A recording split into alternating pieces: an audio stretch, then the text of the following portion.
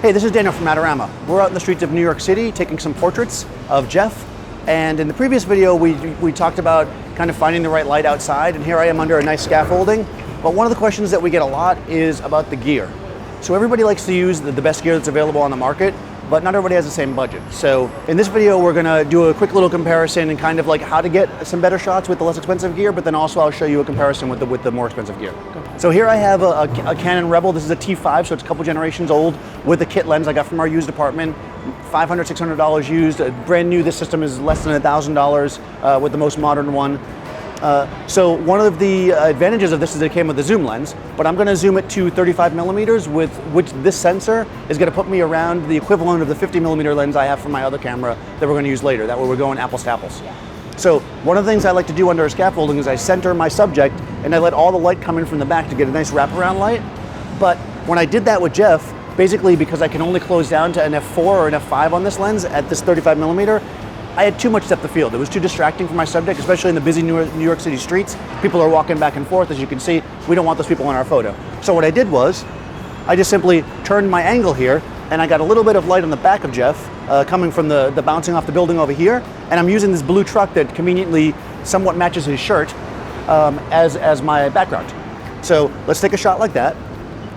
So here I'm able to make a nice shot. Again, my lens closes down to 4.5. I know that I have to make that decision on what I want to do. So I just chose a background that wasn't going to be distracting from my subject. One of the cool things about the consumer level cameras too is they have pop-up flashes. So you can also use flash sometimes to add a little bit of sparkle to the subject's eyes. So this is an advantage that you'll have over some of the more expensive cameras that don't have flashes. So let's try one with the flash. So again, because I'm in aperture priority mode, I'm exposing for the background. The flash is just simply a fill. I'm not completely just flashing my subject with light. It looks kind of natural and just gives a little extra sparkle to it. So here I've switched to the 5DS and the 50mm 1.2L. This combination is about $4,000 compared to the $1,000 earlier. Now, if I set the settings the same, I'm in aperture priority, 100 ISO, and I go to 4.5 on my aperture, and I take the shot. It's a very similar look as far as the depth of field and everything because of, I set the focal length around the same.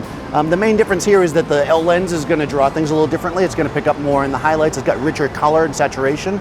But one of the main advantages of this is it's a much, much faster lens. So I can go to something more like 2.8, which is probably what I would be shooting this shot at. And again, I'm still in aperture priority. This is going to allow for me to have a slightly faster shutter speed too, and more shallow depth of field.